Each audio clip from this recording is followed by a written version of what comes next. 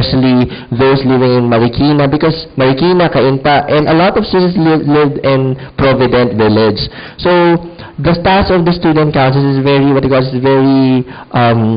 hard for us to check all the students we have. Here, biruin mo 1,500 students, iisayin namin yan kung paano namin yung i-check.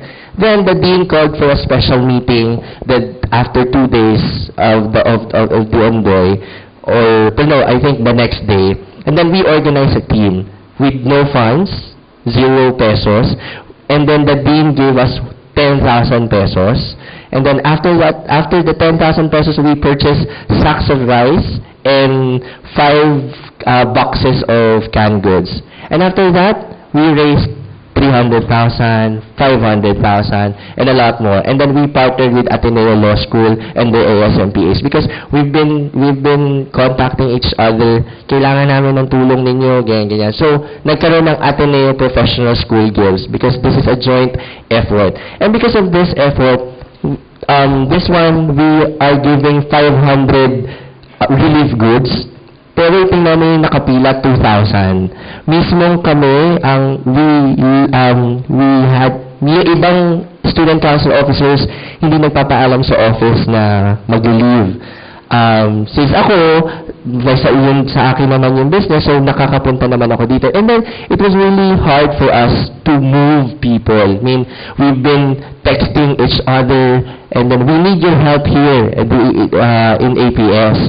We need to have repackers in terms of we need to buy some foods because this is very important. And as you all know, because of this endeavor,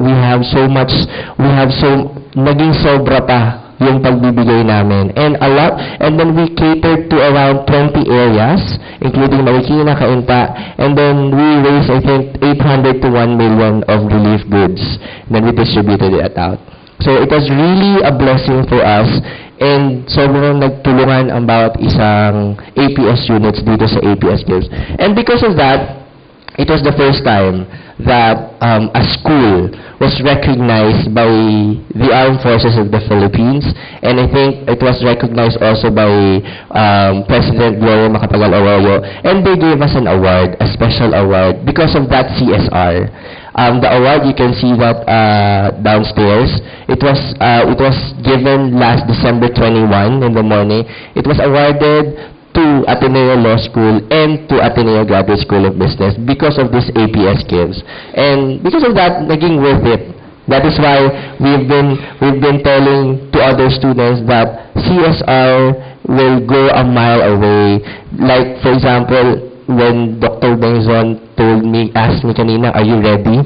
I was hesitant to say yes, but he said you should be ready if it comes from the heart, because you will not you will not be stuttering kasi this project is first-hand experience. I've been telling Professor Palo, I don't have a script, Sir Rick, because these projects are first-hand experience. I cannot tell you to get engaged and to be involved in this project kung ako mismo tatayo dito tapos hindi ko naman ginagawa to. That I cannot do. So that is why I have all the guts to stand here, because all of the projects first-hand na nandun ako. A lot of professors also were surprised na tatahimik kasi ako before sa student council, before I became the president, and they did not expect that this will be something good for the whole community. So this one, another picture for the APS Gives on the relief operation. Actually, my talk about in the campus, I've been telling my colleagues here in the student council that my talk about CSR in the campus is very minimal. Siguro ako lang yung pang dessert nyo lang or appetizer, very short lang. Because I want you to see that CSR, if you get involved in the classroom, it's not hard for you to be involved as a campus. I mean, sabi nga ni Dr. Bengzon kanina, if there will be an opportunity, yung iba lack of capacity. And you all know that you have all the capacity to do it. You have all the abilities and the talents that you can share. I mean, it's not about you. It's about us being men and women for others naman this time. And during my stay here in the Ateneo for 5 years, I've learned so much to the professors, like the professors I have here, Professor Rex and Professor Formoso, that it was really that a student at the end of the day, before before they get to have their grades from their professors, they must have a project or they must have an event, a small event where they can incorporate CSR. I mean, it's not just about gawa tayo ng project, gawa tayo ng ganitong event. Pero, at the end of the day, ano iisipin mo? Sino yung natulungan mo? Na nagkaroon ba ng benefit sa iba yan? Or tayo lang ba yung nakinabang? Masaya tayo lahat, pero wala naman tayong natulungan na iba. Or, meron tayong project, pero masaya tayo, may masaya rin sa labas. Yun yung dinidevelop ng Ateneo system natin, lalo na dito sa APS. Because if me staying here, I can be what we call a walking testimony that I will not be shy pag sinabing, kasi graduate na kami. I mean, actually, my batch graduate na 2 years ago eh. But me, ako overstaying na ako dito, 5 years na ako. Yung iba nakikita, nandito ko pa pala. And I have to be here because I have to shed some light to other students na, especially first-year students and second-year students that we have here, that it is very important for you to be engaged in CSR. So this one, I can be proud of that this is first-hand experience, and I am not ashamed of that because kung alam mo, makikita niyo naman na lahat ng endeavors ng Student Council is not for our glory. It's just kami lang ang ginagamit na testimony for you to be enlightened on what is CSR in the campus. So you yourself can be drivers, you yourself can be movers of CSR in the it all starts on you. So I hope that you've learned something CSR in the campus. Thank you.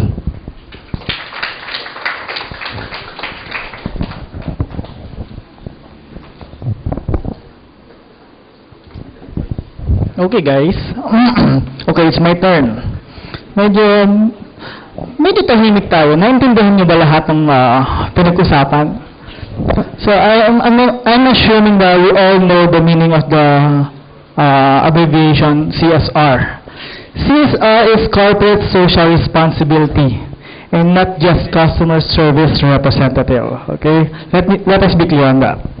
So, I am here not to discuss anything. I don't want to be very technical about a lot of things. I am here to tell you a story.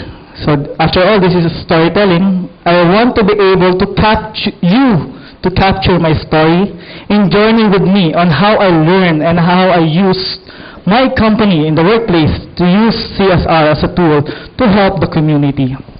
Let me tell you a little something about myself. My name is Evangelist Tingson.